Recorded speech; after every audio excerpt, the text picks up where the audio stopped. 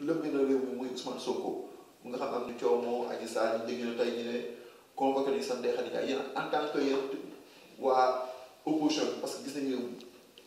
son le président Malick Gakou aussi def na benn sortie ne dañuy bàyyi Ousmane Sonko tranquille yéen opposition ban taxawaay ngeen am ci taxawaay ci wàllu kii wu dossier Ousmane Sonko moom. dossier Ousmane Sonko taxawaay bi ñu ci am depuis le départ du varié nga xam ne c'est un dossier purement politique un dossier qu'ils ont monté de toutes pièces pour éliminer un adversaire politique qui leur cause énormément de problèmes tey en résumé c'est ça la situation ñun nag liñ ci mën a wax ci dossier boobu position bi ñu ci am mooy le dossier est totalement vide dossier boobu amul benn élément à charge bu solide boo xam ne mu ngi ci dossier boobu boo xam ni c'est compromettant boo xam ne mën na charger le président Ousmane Sonko Ousmane Sonko feebar na dem ci salon de massage ñu massé ko comme tout bon Sénégalais salon de massage yaa ngi fi autorisé à exercer nit ñi dafa dem di faju ji di massé wu mais pourquoi tout ce montage cette théâtralisation de la situation pour éliminer le président Ousmane Sonko mais kooku Yewwi Askan Wi duñ ko nangu boo xoolee ces énergumènes là qui font des sorties de gauche à droite mais on est vraiment désolé président Malick Gakou moo tax il était écœuré bi muy def sortie boobu sax il a fait avec c'était un cri de cœur laissez Ousmane Sonko tranquille Ousmane Sonko est un honnête citoyen un Sénégalais soucieux du développement de son pays bëgg askan bi bëgg ko jeunesse bi ànd ak moom te je crois que les événements du mois de mars bu ñu naan non c'était une frustration populaire ma ne ñii ils n'ont rien compris dossier bi dara nekku ci jusqu'à l'extinction du soleil ni ko benn leader politique daan waxee jusqu'à l'extinction du soleil mënuñu gis dara ci dossier bi luy compromettre le président Ousmane Sonko et que président Ousmane Sonko actuellement il est élu maire de Ziguinchor il a la destinée d'une population boo xam ni actuellement ni tey moo yor seen destinée muy Ziguinchor il a besoin de voyager il a besoin d'aller trouver des partenaires d'aller échanger avec ses partenaires d'aller trouver des choses pour Ziguinchor moo tax mu def pression pour que ñu comme que dañu bëgg àtte dossier bi nañ ko àtte qu'il puisse vaquer librement et tranquillement à ses occupations mais ce dossier est un dossier politique totalement et purement vide monté de toutes pièces pour éliminer un adversaire politique te ça ne passera pas. mais aussi dans le dossier aussi am na ñuy xaw a un peu fragiliser l'institution judiciaire yow bu la am appel booy lancé lan ngay lancé par rapport à ce fait là nga xam ne ñu sànni xeetu justice. justice elle est indépendante elle n'est pas indépendante. Là je ne varierai jamais sur ma position dès que le président est président du conseil de la magistrature ça pose problème cette justice ne peut pas être indépendante ndax tey dossier bu mën a dugg justice tey jii nii bala ñu koy boucler moom la ñuy il faut en dernier ressort moom ñu jot ko mu joxe ci instruction bala ñu mën a appliquer dossier boobu ñu appliquer ko continue dossier boobu kon kañ indépendance fu mu mën a amee foofu justice boo xam ni le procureur rend compte au ministre de la justice le ministre de la justice au président de la république justice boobu kañ amul indépendance je crois que aussi li ma waxoon sànq ci processus électoral bi dama koy wax aussi ci justice sénégalaise je crois qu'il y a beaucoup de choses à réformer pour que cette justice puisse être véritablement indépendante et que sénégalais yi wóolu ko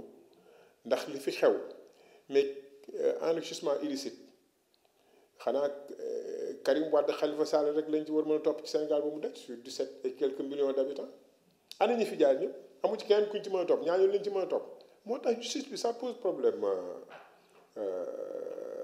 au Sénégal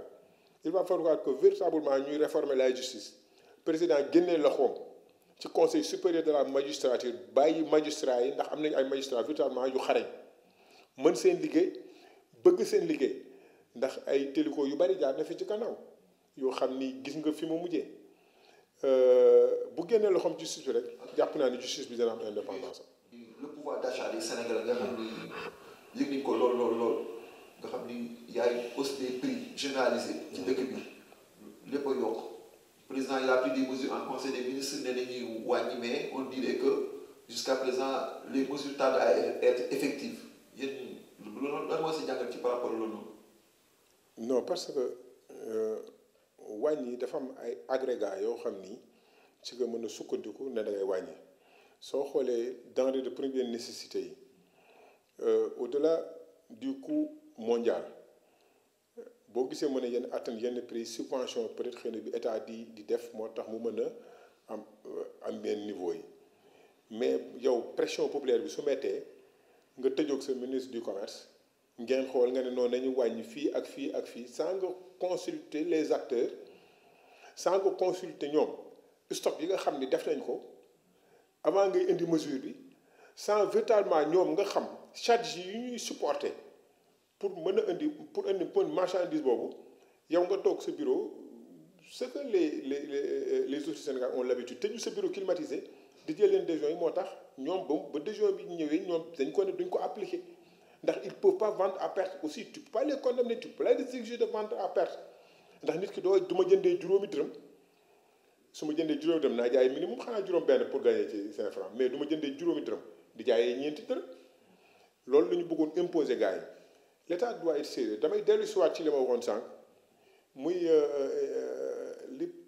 li moom maire Barthélémy Dias di faral di wax allons vers l'essentiel gouvernement bi dañu ignorer l'essentiel ndax économie mondiale bi tey toll na foo xam ni il va falloir que prendre les choses à bras le corps ndax d'accord dëkk bi jafe-jafe àdduna bi metti na mais ñun am na réajustement yoo xam ne bu ñu ko defee ci dëkk bi véritablement dina alléger un peu la souffrance de la ménagère dina xaw a oyofal le peignet de la ménagère mais actuellement mais xoolal à l'époque il y avait des contrôles économiques yoo xam ne tout le temps ñu ngi sur le terrain daan contrôler ce qui se passe l'État bu daan jël yenn mesures yi il appelait les acteurs toog ak ñoom étudier def études yi xool paramètres yëpp xool jël mesures yoo xam ni à l'unanimité dañ ciy ànd mais malheureusement ça ne se passe plus ainsi et que l'État a tous les problèmes du monde parce que ils ont fait des dépenses tellement inutiles que actuellement nii ils sont en train de colmater à gauche pour joindre les deux bouts et c'est très difficile pour eux loolu indi inflation bu métti bi nga xam ne ñu ngi koy dund sur les prix des denrées de première nécessité et je crois pas qu'ils ont une solution véritablement pour soulager la population mais day gën a métti. économique, il y a aussi la crise en Ukraine mooy le conflit Ukraine ak Russie. xeex bi nga xam ne am impact sur l'économie mondiale surtout ñun nga xam ne ñun réew néew doole yi mel ni Sénégal. nga xam ne ñu bëri ñu ngi wax naan blé bi ku moytu dafa am problème parce que Ukraine ak Russie font partie des pays les grands producteurs de blé au monde te ñun ko wax Sénégal bëgg wax mburu sama mbokku jaageen yeeg ndóoyeen yoo bëgg mburu kon est-ce que ñu Sénégal war ñu am benn stage boo xam ne ñu ko jël ci wàllu lu mel ni daara yoo xam ne ñu ko importé ñu xool lan lañu mën a daal fexe la ba le impact boobu du impact baax suñu réew la. xam nga vision réew dafa war a gudd dafa war a yaatu Sénégal kenn mënu ko développer te jaaroo ci mbay mi